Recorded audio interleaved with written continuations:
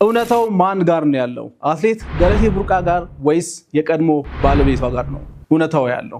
ይሄንን ጥያቄ አብዛኞቻችሁ ምሽቱን በሙሉ ራሳችሁን እየጠየቃችሁ እንዳደራችሁ እርግጠኛ ነኝ። ዛሬ በዚህ ቪዲዮ የኔን ሐሳብ በደንብ ነግራችኋለሁ። የማን ወገን እንደሆንኩ ጭምር ነው በዚህ ቪዲዮ የምነግራችሁ። ትናንትና ሰይፉ ሾው ላይ የአትሌት ገለቴ ቡርቃ የቀድሞ ባለቤቷ ቀርቦ የተናገረውን ነገር አንድ በአንድ አሳያችኋለሁ። እኔ የተረዳሁትን ነገር በሁለቱ ሳይድ ያለው እውነታ ምንድነው ቢለውን እኔ ደግሞ የማን ወገን እንደሆንኩ ጭምር ነው በዚህ ቪዲዮ የምነግራችሁ። ቪዲዮን እስከ መጨረሻ ብትከታተሉ ሐሳቤ በደንብ ይገባችኋል ብዬ አስባለሁ።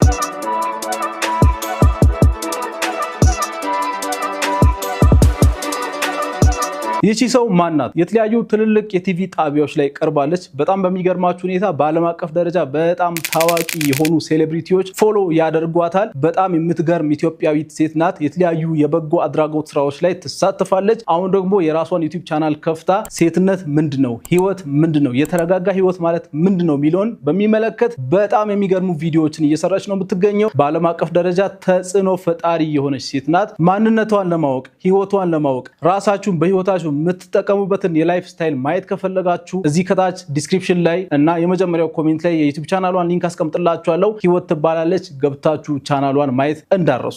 ሰላም እንዴት ቆያችሁ? ቻናሌ ቤተሰቦች ከርዕሱ እንዳያችሁት ዛሬ የምንነጋገረው እንግዲህ ሰሞኑን በጣም አነጋጋሪ የሆነውን የአትሌት ገለቴ ቡርቃን እና የቀድሞ ባለቤቷን ጉዳይ ነው። ከተወሰኑ ቀናት በፊት በዚህ ጉዳይ አንድ ቪዲዮ ሰርቼ ነበር። እንደምታውቁት እንግዲህ ጉዳዩ ሶሻል ሚዲያ ላይ በጣም አነጋጋሪ ሆኗል። ብዙ ሰው ሲጠብቀው የነበረ አንድ ነገርም አለ። እሱም የቀድሞ ባለቤቷ በዚህ ጉዳይ መልሱ ምንድነው የሚለው ለመስማት ብዙ ሰው በጉጉት ሲጠብቅ ነበረ። ትናንትና እንግዲህ ሰይፉ ኢቢኤስ ላይ ቀርቦ ባለቤቷ በሱ በኩል ያለውን እውነታ ተናግሯል። ምን እንደተፈጠረ ህይወታቸው ላይ እሷ ስለሱ ስላለችው ነገር ሙሉ በሙሉ መልስ ሰጥቷል። መልሶቹን እናያለን። የእሷን ሐሳቦችና የእሱን መልሶች አያይዤ ያቀርብላችኋለሁ። ከዛ በኋላ በጉዳዩ ያለኝን ሐሳብ በደንብ የምነግራችሁ ይሆናል ማለት ነው። ሙሉ ሐሳቤን ለመስማት ከፈለጋችሁ ቪዲዮን እስከ መጨረሻ ማየት ይጠበቅባችኋል። ለማንኛውም ለዚህ ቻናል አዲስ የሆናችሁ ሰዎች ሰብስክራይብ ማድረጋችሁን በፍጹም እንዳረሱ።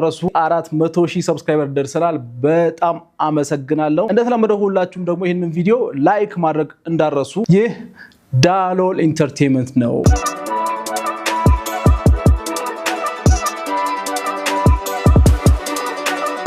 እንደምታውቁት እንግዲህ ሰሞኑን ጀግናዋ አትሌት ገለቴ ቡርቃ ሶሻል ሚዲያ ላይ መታ የተናገረችው ነገር በጣም አነጋጋሪ ሆኖ ነበር። መጀመሪያ በኦሮምኛ መታ የተናገረችው ነገር፣ ከዛም ቀጥሎ ደግሞ ሰይፉ ላይ ቀርባ በአማርኛ ሙሉ ኢንተርቪው ሰጣለች። ያጋጠማትን ነገር፣ በህይወቷ ያጋጠማትን ክህደት እንደተፈጸመባት፣ በገዛ ባለቤቷ ሙሉ ውክልና በመስጠቷ ምክንያት ንብረቶቿ ማለትም 11 ቤቶች ከነበሯት ውስጥ 10ሩ እንደተሸጠባት፣ እንዲሁም ደግሞ 5 መኪናዎች ከነበሯት ውስጥ 4ቱ እንደተሸጡባት ተናግራለች። ከዚህም በተጨማሪ ደግሞ በገዛ የቀድሞ ባለቤቷ እስከ ግድያ ሙከራ ድረስ እንደተፈጸመባት፣ በዚህ ምክንያት አትሌቲክሱን ለማቆም እንደተገደደች እያለቀሰች ተናግራለች። ይህንን ኢንተርቪው ካየ በኋላ በጣም ብዙ ሰው ገለቴ አይዞሽ እያለ ነበር የሚገኘው። አሁን ደግሞ ትናንትና የቀድሞ ባለቤቷ ሰይፉ ላይ የተናገረው ነገር አለ። እሱን አሳያችኋለሁ። ከዛ በፊት ግን ባለፈው በሰራሁት ቪዲዮ ያነሳሁትን አንድ ሐሳብ ላስታውሳችሁና እንመለስ። በሱ ሳይድ ያለው ስቶሪ ምንድነው የሚለው እስካሁን አልታወቀም። እሱ ስለ ጉዳዩ መጥቶ አልተናገረም። ስለዚህ በሱ በኩል ያለውን ስቶሪ አልሰማንም። አሁን በዚህ ሰዓት መፍረድ ይከብዳል የሚል ሐሳብ አለ። ይሄ በጣም ትክክለኛ ሐሳብ ነው ብዬ ነው የማስበው። በሱ በኩል ያለውን እውነታ እንግዲህ እሱ ራሱ መጥቶ ሲናገር እንሰማለን ወይም መረጃ ይወጣል ብለን እንጠብቃለን። ስለ አትሌት ገለቴ ቡርቃ ቪዲዮ ሲሰራ እንደዚህ ብዬ ነበር። በሱ በኩል ያለው እውነታ አልታወቀም። ዞሮ እሱ መጥቶ ሲናገር ወይም መረጃ ሲወጣ በሱ በኩል ያለው እውነታ ምንሰማ ነው የሚሆነው። ያኔ ሁለቱንም ለመዳኘት እድል ይኖረናል ብዬ ነበር። ስለዚህ ዛሬ የሁለቱንም ኢንተርቪዎች አሳያችኋለሁ። እሱን ለጥያቄዎቿ የሰጠውን መልስ አሳያችኋለሁ። በመጨረሻም እንግዲህ እኔ ከማን ወገን እንደሆንኩኝ እነግራችኋለሁ። ከዚህ በፊት እንደምታውቁት አንድ ሳይድ ይዤ አልከራከርም ነበር። ዛሬ ግን ግዴታ ነው በዚህ ነገር ላይ አንድ ሳይድ መያዝ አለብኝ ብዬ ስላሰብኩኝ ነው ማለት ነው፣ ካየሁት ከሰማሁት ነገር አንፃር። ስለዚህ ከማን ሳይድ እንደምሆንም እነግራችኋለሁ በዚህ ቪዲዮ። ለማንኛውም እስቲ ከትልቁ ጉዳይ እንጀምር። ከህይወት በላይ ነገር የለም። ገንዘብ ሊጠፋ ይችላል፣ ብዙ ነገር ሊሆን ይችላል። ነገር ግን ከህይወት በላይ ምንም ነገር ስለሌለ ስለ ግድያ ሙከራው እሷ የተናገረችው ነገር እሱ ምን ብሎ እንደመለሰ እስቲ ሰምተን እንመለስ። በጣም ያሳዝናል። እኔ ይህን በመስማት የራሱ አሳፍረኛል። ሰው ጋር ይሄ እነዚህ ነገር በመሄዱ በጣም ያሳፍረኛል። እንኳን 10 ምናምን ዓመት አብረህ የኖርከውን ሰው አይደለም አንድ ቀን እዚህ ጋር እንኳን በር ላይ ያስገባ ሰው ትልቅ ዋጋ አለው፣ ትልቅ ክሬዲት አለው። እንኳን የሰው ልጅ አይደለም እንስሳ በረሮ ለመረጥ 2-3 ማሰብ አለበት። በረሮ እንኳን እንደዚህ ለመርገጥ ነፍስ ናትና ነፍስ ነው የሚንቀሳቀሰው። እንደሰማችሁት እንግዲህ የተባለውን የግድያ ሙከራ ጭራሽ እንዳላደረገ ሊያስበው እንደማይችል በጣም ከባድ ነገር እንደሆነ ተናግሮ ጭራሽ ሪቨርሱ ነው እያወራች ያለችው ብሏል። ሪቨርሱ ማለት እሷ እኔ ላይ ልታደርግ እየሞከረች ነበር እንጂ እኔ አይደለሁም ይሄን ነገር ሳደርግ የነበረው ብሏል። እስቲ እሱንም ሰምተን እንመለስ። ያደረገች የሚለውን ነገር ባይነሳ ደስተኛ ነበርኩ። አሁን ግን አስገድደኝ። የኔን ጩኸት ነው እየጮኸች ያለችው። እኔ በአደባባይ ፍርድ ቤት በር ላይ ድደፋ የነበረው ወደ 6-7 ጥይት ይተኮስብኝ። በዚሁ የፍርድ ቤት ሂደት ላይ ክርክር ላይ ያለን ከታችኛው ፍርድ ቤት ተሸንፏ በይግባኝ እዛ ሄዶ እዛ እየተከራከረን ነው። ሳምበዲ መቶ ታርጋ በሌለው መኪና አፍኖ ሊወስደኝ ሲል እግዚአብሔር ስላገዘኝ ነው ያመለጥኩት። አምልጬን በመኪና አባረውኝ። እነዚህ ሰዎች ህጋዊ ሰዎች ከሆኑ ፍርድ ቤት በር ላይ በአግባቡ ሊይዙኝ ይችላሉ። መሳሪያ አውጥቶ መኪናው መደብደብ፣ ብዙ ነገር ድንጋይ ከማዶ ከሸዋ ሱፐርማርኬት ተሻግሮ ኮብልስቶን ይዞ መጥቶ ነው የጎን መኪናዬን መስታወቱን ሰብሮ ይሄ ጥርስ የወለቀው እዛ ሰዓት ነው። ያ ድንጋይ መጥቶ ሄዶ ነው ያረግፈው እዛ ሄደ። ይሄ ጥርስ የምታየው ጥርሱ ራሱ የተሰበረው ከሷ ጋር በነበረ ጉዳይ እንደሆነ ተናግሯል። በሁለቱም ሳይድ ያለው ነገር እዚህ ጋር አንስቼ ልለፍ፣ በኋላ በሰፊው መለስበታለሁ። ነገር ግን እሷ እንግዲህ እሱን የግድያ ሙከራ አድርጎብኛል ብላ ከሳ ክሱ ውድቅ እንደሆነ ይታወቃል። እሱም ደግሞ በሱ በኩል ያለውን ነገር ተናግሯል። በሁለቱም በኩል በዚህ ጉዳይ ምንም ማስረጃ የለም። በማስረጃ ደረጃ ይጣራ ከተባለ እንግዲህ ማስረጃ ማቅረብ የሚቻልበት ሁኔታ አይደለም። እሷ ይሄን ነገር ስለማድረጓ የሚያረጋግጥ ማስረጃ ባለማቅረቡ ስለዚህ ጉዳይ መፍረድ ይከብዳል በሁለቱም በኩል። ስለዚህ ነገር ምንም ማስረጃ ስለሌለ እግዚአብሔር እውነታውን ያውቃል ብለን እንለፍ ይሄን ጉዳይ። ቀጥለን እንግዲህ ወደ ታሪካቸው መጀመሪያ አካባቢ እንመለስ። እነሱ ሁለቱ የተገናኙት እሱ የላዳ ሹፌር ሆኖ እሷ ተጠቃሚ ሆና እንግዲህ በዛ ምክንያት እንደተዋወቁ ከዛ ጉዳያቸው ወደ ፍቅር እንደተቀየረ የፍቅር ጥያቄውን ያቀረበልኝ እሱ ነው ብላ ነው የተናገረችው። ከዛ በኋላ እኔም እንግዲህ ተስማማውኝ፣ አንድ ላይ መሆን ጀመርን። በተወሰኑ ጊዜያት ልዩነት ወደ ትዳር ተቀየረ ብላ ተናግራለች። እሱ ስለዚህ ጉዳይ ምን ይላል የሚለውን እስቲ ሰምተን እንመለስ። ትውውቅ እንዴት ነበር? እስኪ ከዛን ጀምር። ምክንያቱም እሱ ያለችው ትራንስፖርት ላይ ስትሰራ ነበረ፣ በዛ ነበር ትውውቁ። አዎ እውነት ነው። የተገናኘ ነው በ97 ነው። 97 ላይ ስቴዲየም አካባቢ ቤተሰብ የሆነ አካል ታሙባት ከቤተሰብ ሆስፒታል ስትወጣ እዛ ትራንስፖርት ፈልጋ አገኘኋት። እኔ ስቴዲየም አካባቢ ሰራ ነበር፣ ታክሲ ሰራ ነበር ላዳ። ከዛ በፊትም ለማንኛውም ሰው ስፖርተኛ መረብ ኳስ ተጫዋች ነበርኩኝ። በጉዳት ምክንያት ነው ወደ ላዳ ሹፌርነት የሚመጣሁት። በዛ አጋጣሚ ደንበኛ ነበራት ይመስለኛል። እኔ ከዛ በፊት በደንብ ጠንቅቄ አላውቃትም። የመጣች ሰሞን ይመስለኛል ለውድድሩም ወደ አዲስ አበባ የሆነ ቦታ ስትሄድ ማድረስ። ከዛ በኋላ ትሬኒንግ በአጠቃላይ ከኔ ጋር መሄድ መውጣት መግባት ጀመረች። ላዳችን መንቀሳቀስ ጀመር። ዊዝን ሳምንት አልፈጀም ቤት አብረን ሁሉ ሆነን ትሬኒንግ ከሷ ጋር መስራት የጀመርነው ማለት ነው። ማን ነው አሁን ይሄንን እንግዲህ ግንኙነት ወደ ፍቅር የወሰደው? ማለት ጥያቄ ያቀረበው አንተ ነህ ወይስ እሷ? ጥያቄ አላቀረብኩም እኔ ስለሆነ እሷም አላቀረበችም። ሂደቶች ግን ይዘውን ሄዱ። ወደ እሷ ስራ ውስጥ መግባት ጀመርኩ ማለት ነው። የሪን ከታሪ አቆምኩና ወደዛ ስራ ገባሁ። የፍቅር ጥያቄውን ቀድሞ ያቀረበው ሰው ማን ነው የሚለውን ለመከራከር አይደለም ይህንን ቪዲዮ ያሳየኋችሁ። እዚህ ጋር እሱ የተናገረውን ነገር ሰምታችሁ ከሆነ የራሱን የህይወት ፓዝ እዛ ጋር ከታርጎ ወደ እሷ ላይፍ እንደገባ ነው የተናገረው። ከዛም በኋላ እንግዲህ ከእሷ ጋር ትሬኒንግ መስራቱ ከእሷ ጋር አብሮ መኖሩ እንደቀጠለ የተናገረው። ማንም የፍቅር ጥያቄ አላቀረበም፣ ግን በሂደቱ ነው አንድ ላይ የሆን ነው ብሏል። ይሄ ብዙም የሚያከራክር ፖይንት አይደለም። ነገር ግን እዚህ ጋር በደንብ እንደሰማችሁት እሱ የህይወቱን ፓዝ አቁሞ ከእሷ ጋር መኖር እንደቀጠለ ነው የሚናገረው እዚህ ጋር። ከዚህም በቀጥሎ ደግሞ በጣም ትልቅ ኢሹ የሆነ አንድ ነገር አለ። በሚለያዩበት ጊዜ የተፈጠረ አንድ ክስተት አለ። አንድ ደብዳቤ ጽፎላት ጸበል ቦታ እንደሄደ ተናግሮ አንድ ደብዳቤ ጽፎላት እንደሄደ እሷ ከውጭ ሀገር ከውድድር ስትመለስ ይህንን ደብዳቤ እንዳገኘችና ከዛ በኋላ የመለያየታቸው ነገር እንደተጀመረ ተናግራ ነበረ። ያንን ክስተት እሱ እንዴት ያስታውሰዋል? እስቲ እንስማው። የተጋባ ነው በፕሮቴስታንት እምነት መሰረት ነው። በኋላ ላይ ግን ድንገት ጸበል ሄድኩ የሚል ደብዳቤ ጽፎ ተሰወረብኝ። አይተዋል ያለችውን? አይቼዋለሁ። ምንድን ነው የተፈጠረው ያኔ? ሴፍሻ የቅድሙን ጨርስልህ። ውድድር ደርሶ ከመጡ በኋላ ውድድር ሲበላሽ ትሪት የምታደርግበት መንገድ በጣም ከባድ ነው። ወደ ነበረው ሙድ ለመመለስ አንዳንድ ሰው ተው ይመለሳል። አግሬሲቭ የሆነ ሰው ደግሞ ብዙ ጊዜ ይፈጅበታል። ከጉዳቱ ምክንያቱ ደክሟል። የደከመውን ያለ ያን ዋጋ ማግኘት አልቻለም። ሜዳሊያ ውስጥ አልገባም። በጣም ሞራሉ ይሰበራል፣ ይጎዳል። ብዙ እሱ ለመመለስ ብዙ ዋጋ ትከፍላለህ። ትሪት አድርገህ የራስህን ስጦታ ሰጥተህ ዋንጫም ልገዛ ትችላለህ። እንዳልከኝ ትውውቃችን ከጋብቻ በፊት 3 ዓመት ነው። ልክ 2000 ላይ ስንገባ የመጀመሪያው በሙሉ ወንጌል አማኞች ቤተክርስቲያን የተጋባ ነው። 10 ዓመት አብረን ቆይተናል። ኦልሞስት እንግዲህ ከተጋባን ከስንተኛው ኦልሞስት ከ8 ዓመት ከ7 ዓመት በኋላ ነው እኔ ከዛ ፊት ወደ ፕሮቴስታንት እምነቱ መሄድ አቁሜ ነበር። ይሄ ከሃይማኖት ጋር የተያያዘው ነገር ችግር እንደፈጠረ አንዱ ማሳያ ይሄ ነው። በደንብ እንድትሰሙ ይፈልጋለሁ። እንዳለው እንግዲህ ሲጋቡ በወንጌል አማኞች ቤተክርስቲያን እንግዲህ በዛ ስርዓት ነው የተጋቡት። እሱም ከሷም ጋር አንድ ሃይማኖት ላይ ለመሆን አስበው የተጋባው ማለት ነው።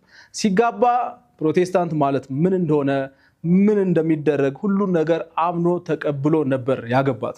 ከዛ በኋላ እንግዲህ እሱ እንደተናገረው ሰምታችኋል። እኔ በመሃል ላይ እዛ መሄድ አቁሜ ነበር ማለቱ ሳይሆን እዚህ ጋር ችግር የፈጠረው እሷ እንደፈለገችው እንድትሆን ፈቅድላት ነበር የሚለው ነገር ትንሽ ደስ የማይል ንግግር ነው ብዬ ነው ማስበው። ምክንያቱም ኦሬዲ ያውቃል ፕሮቴስታንት ማለት ምን እንደሆነ ያውቃል፣ ሰዎች እንዴት እንደሚያመልኩ ያውቃል፣ ኤቭሪቲንግ ያውቃል። ይህንን እያወቀ ነው ወደዚህ ነገር የመጣው። ከዛ በኋላ በራሱ ሰዓት ማቆሙ እሺ ይሁን ብላ እሷ ትቀጥል። ነገር ግን እሱ ደግሞ እየፈቀደላት እንደፈለገችው ትሆን የሚል ነገር እየፈቀድኩላት እኔ ግን እየሄድኩ አልነበረም ማለት ምን ማለት እንደሆነ እኔ አልገባኝም። እሷ ተሳትፋ ብላ ትመጣለች፣ እኔ ውጭ ላይ እጠብቃታለሁ፣ ወደ ቤት እንሄዳለን። ይሄ ነበር ሂደቱ። ምክንያቱም እኔ በራሴ ምክንያት ፖዝ አድርጌ ራሴን እንትን እያልኩ ነበር። በራሴ ራሴን አገለግላለሁ። በዚህ አጋጣሚ ባይዘወይ በተለያየ ሃይማኖት ውስጥ ሆናችሁ አብራችሁ ተቻችላችሁ የምትኖሩ ሰዎች እናንተን ምንም ለማለት አይደለም። ነገር ግን አንድ ሰው ትዳር ሊመሰረት ሲያስብ ሃይማኖትን የሚተወው ወይም ከሃይማኖቱ የሚወጣው ወደ ሌላ ሃይማኖት የሚሄድበት ምክንያት ያ ትዳር ከሆነ ትልቅ ችግር ነው። እዚህ ጋር እነሱ ትዳር ውስጥ ትልቁን ችግር የፈጠረው ይሄ ነገር ይመስለኛል። ይሄን ደግሞ ሳልናገር ማለፍ አልፈልግም። ሰዎች ሃይማኖቶቻቸውን ቀይረው ወደ አንድ ትዳር ከገቡ በኋላ መሀል ላይ የሆነ ችግር ሲፈጠር ያንን ነገር እንደ ምክንያት እያነሱ ማውራት በጣም ትክክል አይመስለኝም። መጀመሪያውኑ አምነውበት ተቀብለውት ነው መሆን ያለበት ብዬ ስለማስብ ማለት ነው። ከዛም በመቀጠል ደግሞ ከንብረት ጋር የተያያዘው ነገር ይነሳል ማለት ነው። እኔ በበኩሌ ባለፉት ዓመታት ሶሻል ሚዲያ ላይ ያየሁትን አንድ ነገር ልንገራችሁ። አንድ ሰው ተበደልኩ ብሎ ሲቀርብ ሶሻል ሚዲያ ላይ ሲቀርብ ሁለተኛ ላይ የሚመጣው ሰው በጣም ትልቅ አድቫንቴጅ አለው። ይሄን መረዳት አለባችሁ ሁላችሁ። ሁለተኛ ላይ የሚቀርበው ሰው ትልቅ አድቫንቴጅ አለው። መጀመሪያ ላይ ተበደልኩ ብሎ የሚመጣው ሰው የሚያወራው ነገር በዲቴል ይሰማል፣ እዛ ጋር ነጥብ ይይዛል አንድ በአንድ ማለት ነው። ከዛ ዲፌንድ ለማድረግ ይመቸዋል። ሁለተኛ ላይ የሚመጣው ሰው ይመቸዋል በደንብ። እናም እሷ ኢንተርቪው ላይ የተናገረችው ነገር በደንብ አድምጦ ነጥብ ይዞ ነው የመጣው። እኔ ደግሞ ባልጠበቅኩት ሁኔታ የሱ መልሶች በጣም የሚያስገርሙ የሚያስደነግጡም ሆኖ ያገኘዋቸው። እኔ ግን እንደውም የጠበቅኩት ይሄን አልነበረም። እኔ የጠበቅኩት ለእናቱም ቤት ሽጧል ያለችው ነገር ውሸት ነው ምናምን የሚል መስሎኝ ነበር እኔ ስጠብቅ የነበረው። ግን እሷ የተናገረችው ነገር ይበልጥ እውነት ሆኖ ያገኘሁት ይህንን ኢንተርቪው ስሰማ። ይሄ የኔ አመለካከት ነው። ምንም እዚህ ጋር የራሳችሁን ሐሳብ መስጠት ትችላላችሁ። እሷ የተናገረችው አብዛኛው ነገር እውነት መሆኑን የተረዳሁት። ለምሳሌ ከእናቱ ቤት ጋር የተያያዘው ነገር እስቲ እሱ የመለሰው ሰምተን እንመለስ። ይሄን ቤት ወዳ ፈቅዳ በራሷ እናቴ እናቷ ናት፣ የሷ እናት የኔ እናት ናት። የምንኖረውም ለነሱ ነው፣ ለቤተሰባችንም ጭምር ነው የምንኖረው። እኛ ብቻ በልተን ሌጀሪ ነገር ብንሆን ባዶ ቀፎነት ነው። ህይወት ለእናትም ነው፣ ህይወት ለወንድም ለዘመር ነው፣ ህይወት ለሀገር ነው፣ ለጎረቤት ነው፣ ለሀገርም ጭምር ነው አይደል? ህይወት የምትኖረው መኖር ማለት እኮ ነው። ይሄው ትርጉሙ ይሄ ነው እኮ። አለበለዚያ እኮ ሳር እየጋጡ ዝም ብሎ መዞር ይቻላል። ምን ያለፋናል? እንደዚህ ምን ያደክመናል? ይሄ እዛ ጋር ያረኩትን ትሪትመንት ስታይ እኔ እንኳን ይሹን አላቅ። እኔ ክሪስ ክሮስ ነው የምወደው። የኔን ቤተሰብ ሌላ ሰው እንዲረዳ እንፈልገው፣ የዛን ሰው ቤተሰብ እኔ እንዲረዳ እንፈልገው። በርካታም ያለው ያ ነው። ያን ስላረኩ ብቻ በራሷ ሁሉ ተነሳሽነት ነው ለማዘር በራሷ ስሟ ይዞርላት፣ ካርታ ይሰራላት፣ ሰርፕራይዝ እናርጋት አለች። ይሄማ ጥሩ መልካም ነው ብዬ ያንን ቤት 200 ሺህ ብር ሽያጭ ውል ተሰርቶ። ምክንያቱም ምን አለው መሰለ ድካም እውነት ነው የምናወራው፣ ስለ እውነት ነው የምናወራውና ሽያጭ በባህሪው አንድን አካል ምን ያደርጋል? ያመላልሳል አይደል? ይህንን መልስ ካያችሁ በኋላ ብዙዎቻችሁ እንደተወዛገባችሁ አውቃለሁ። ነገር ግን እዚህ ጋር አንድ ማንሳት ፈልገው ነገር አለ። ምንድነው እውነታው እዚህ ንግግር ውስጥ የሚለውን እናንሳ እስቲ። ይሄ ቤት በ200 ሺህ ብር ለሱ እናት ተሽጧል። ይሄ እውነታ ነው፣ በማስረጃም በመረጃም የተደገፈ ነገር ነው። እሱ የተናገረው አሁን እሷ ራሷ ናት መታ ለእናቴ ይህን ቤት የሰጠችው። እናም ስልክ ጠፍቷል። ያ ስልክ በመጥፋቱ ምክንያት ማስረጃ የለም እንጂ እሷ ናት ራሷ ይሄን ነገር ያደረገችው ብሏል። ይሄ ምንም ማስረጃ የሌለው ነገር ስለሆነ ምንም ማለት አንችልም። እሷ በበኩል የተናገረችው ነገር ምንድነው? ይህንን ቤት በ200,000 ብር ለእናቱ ሽጧል ብላ የተናገረችው። ይሄ እውነት ነው፣ ሀቅ ነው። እሱም ይሄንን አልካደም። አሻሻጡ እንዴት ነበረ? ምንድነው የተፈጠረው? በሚለው ዙሪያ ማስረጃ የሌላቸው የተለያዩ ነገሮች ቀርበዋል። ግን እውነቱ ለሱ እናት ይሄ ቤት በ200,000 ብር ተሽጧል። ስለዚህ እውነታው ይሄ ነው። ስንቀጥል ደግሞ 11 ቤትና 5 መኪና በሚለው ዙሪያ 11 ቤት የሚባል ነገር የላትም ብሏል። እሺ የላትም። 5 መኪናም የሚባለው ደግሞ በተለያየ ጊዜ መኪኖች ኖሩን እንጂ 5 መኪና አንድ ላይ ኖሮን አያውቅም የሚል ነገር አለ። እሺ ብለን እንቀበል ሁሉንም። ነገር ግን አንድ እውነታ እዚህ ጋር ደግሞ ምንድነው መሰላችሁ? ሙሉ ውክልና ተሰጥቶታል። ይሄ ሰው ከትዳር በፊትም በኋላም ያሏትን ንብረቶች በአጠቃላይ እንዲያስተዳድር፣ እንዲሸጥ፣ እንዲለውጥ የፈለገውን ነገር እንዲያደርግ እሷ አምና ውክልና ሰጥተዋለች። ይህ ሰው ይህንን ውክልና በአግባቡ ተጠቅሞታል ወይስ አልተጠቀመም የሚለው ትልቅ ጥያቄ ነው። በእኔ በኩል ይህ ሰው ኃላፊነቱን በትክክል አልተወጣም።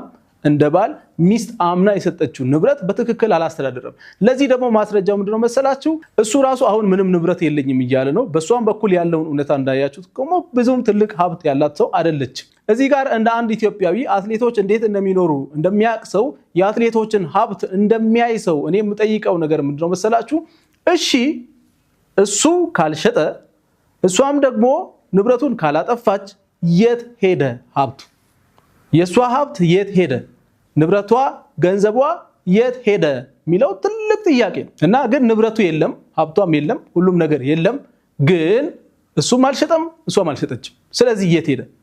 ሙሉ ውክልና የተሰጠው እሱ ነው። ስለዚህ የሷ ንብረት ጠብቆ አቆይቶላታል ወይ? እንደ አትሌቶች መኖር ያለባትን ሴት እንደ አትሌቶች ሀብቷን ጠብቋል ወይ የሚለው ትልቅ ጥያቄ ነው።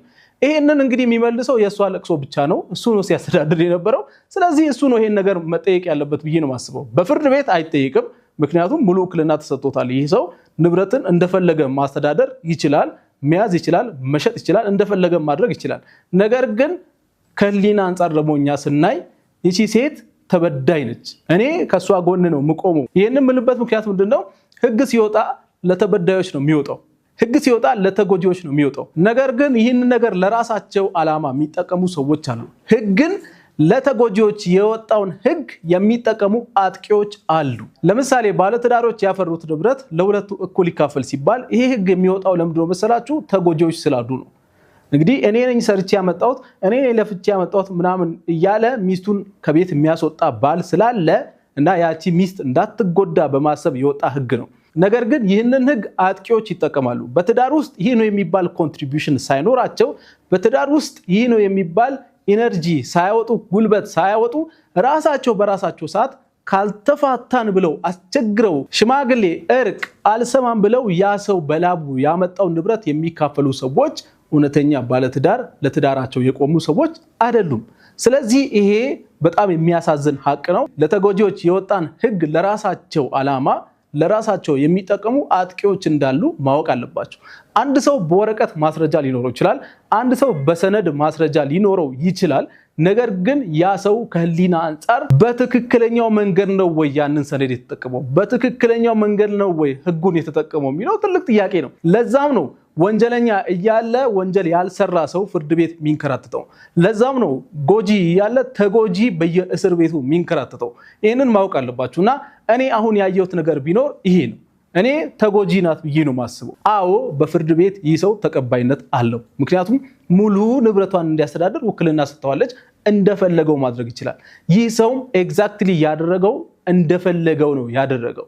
ለራሱ እንዲመቸው ነው ያደረገው ኤቭሪቲንግ። ፍቺ ጠይቀው እስከ መጨረሻው ተፋልሞ የፍቺ መብቱን አስከብሮ የተፋታው ራሱ። ይሄን መካድ የለባችሁም። ከዛም በላይ ደግሞ አንድ ማወቅ ያለባችሁ ሀቅ ምንድነው መሰላችሁ? እሱ የራሱን ህይወት የሆነ ቦታ ላይ ከት አድርጎ ፓውዝ አድርጎ ነው ወደ እሷ ህይወት የመጣው አይደለ? በዛ ሰዓት እሱ እንደሚናገረው የገቢ ምንጭም የለው። በዚህ ነው የሚተዳደረው። የሷ አጋዥ ሆኖ የሷ ሰፖርተር ሆኖ ነው ላይፏ ላይ የገባው። ከዛ በኋላ ምንም ችግር የለውም። ባልና ሚስት ሁለቱም የገቢ ምንጭ መሆን አይጠበቅባቸው። አንድ ሰው ኢሞሽናል ሰፖርት ከሰጠ ብቻ ራሱ በቂ ነው ትዳር ላይ ሁለቱም የሚፋቀሩ ሰዎች እስከሆኑ ድረስ። ነገር ግን እነዚህ ሁለት ሰዎች ለአንድ ህይወት ለአንድ ዓላማ ነው ሲታገሉ የነበሩት የሚለው ትልቅ ጥያቄ ነው። አሁን እንደውም ይበልጥ አሳዘነችኝ አትሌት ገለቴ ቡርቃ ማለት ነው። ምክንያቱም ምንድነው መሰላችሁ? አንድ ሰው እንግዲህ የገቢ ምንጭ ሲሆን ብዙ ጊዜ ሴቶች ታውቃላችሁ፣ ያው ሁላችሁንም ሴቶች ለማለት አይደለም፣ ነገር ግን እሷ ራሷ ሰርታ የምታመጣው ገንዘብ ሲሆን ብዙ ጊዜ ወንድ ሄዶ በሴት ሀብት ላይ ሲገባ የሚፈጠረው ነገር ታውቃላችሁ። ከየት እንደመጣ አውቃለሁ፣ እኔ ነኝ እንደዚህ ያረኩልህ የሚል ነገር ይበዛል ብዙ ጊዜ። እቺ ሴት ግን የሚገርማችሁ ሙሉ ውክልና ነው የሰጠችው። እየተከታተለችም አልነበረም ለረጅም ጊዜ ማለት ነው። ይሄ የሚያሳየው የእሷን ሞኝነት ነው። ሞኝ የዋህ ሆና ነው ይሄ ነገር የደረሰባትና ታሳዝናለች።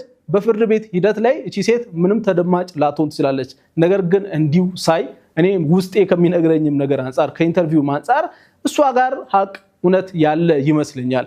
ሙሉ በሙሉ የተናገረችው ነገር እውነት ሊሆንም ላይሆንም ይችላል። ነገር ግን እንደ ሌሎቹ አትሌቶች እቺ ሴት ሀብታም ሆና መኖር አልቻለችም። ንብረቷ ሀብቷ የት ሄደ ሲባል እሷ ወይ አላጠፋችሁ እሱም እኔ አልሸጥኩም እያለ ነው። ነገር ግን የለም። በዚህ ሁኔታ ደግሞ ተጠያቂ መሆን የሚችለው ሰው ማን ነው? ንብረቷን እንዲያስተዳድር ሙሉ ውክልና የተሰጠው ሰው ብቻ ነው። ይሄ ሰው ነው። በህግ ባይጠየቅም ህሊና የሚባል ነገር አለ። ህግን እንደነገርኳችሁ ለተጎጂዎች የወጣ ህግ የሚጠቀሙ አጥቂዎች አሉና እኔ የተረዳሁት ነገር ከኢንተርቪው በአጠቃላይ ይሄ ነው። ለምን አንድ ሳይድ ያዝክ ዛሬ በጣም ጀጃረክ ምናምን የምትሉ ሰዎች ካላችሁ እንግዲህ አንዳንዴ የራሴን ስሜት መናገር ግዴታ ስለሆነብኝ ነው። የእናንተ ሀሳብ በዚህ ጉዳይ ምንድነው የሚለውን እስቲ ኮሜንት ላይ አስቀምጡልኝ። ምንድነው የምታስቡት ስለዚህ ነገር? ምንድነው ሀሳባችሁ? ምንድነው የሚሰማችሁ ነገር የሚለውን ጻፉ። እኔ አሁንም ፍትህ ለአትሌት ገለቴ ቡርቃ እላለሁ። ከህግ ዘንድ ባይገኝም ከህሊና ፍትህ ይገባታል እቺ ሴት ብዬ አስባለሁ። በጣም አመሰግናለሁ።